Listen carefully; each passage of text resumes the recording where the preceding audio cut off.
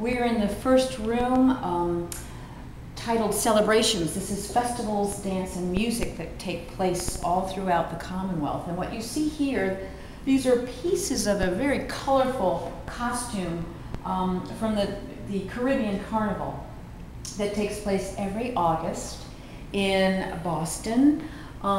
This particular costume was made by the Trinidad and Tobago Social Club for Boston's 34th Carnival. So this year will be a big one. It's the 35th. And the costume, if you take a peek at the actual photograph here, you'll see they're huge. They can be up to 18 feet and weigh over 200 pounds.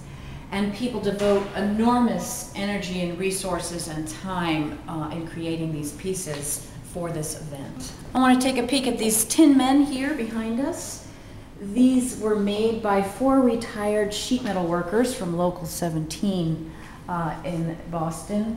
And every year they march similar costumes, but a little different because they actually don them in the St. Patrick's Day parade.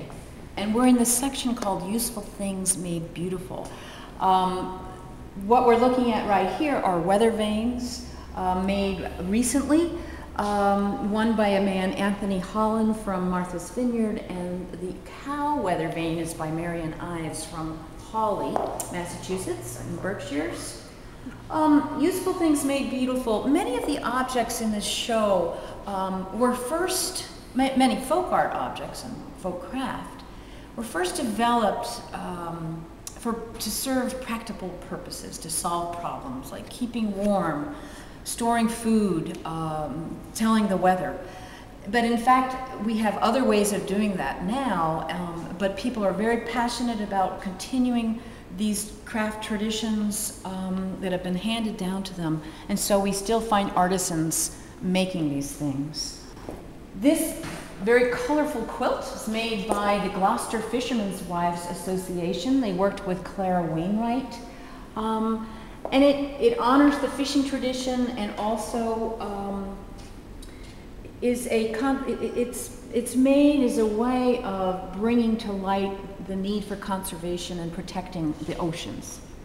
And here from Framingham and Westwood, we have 2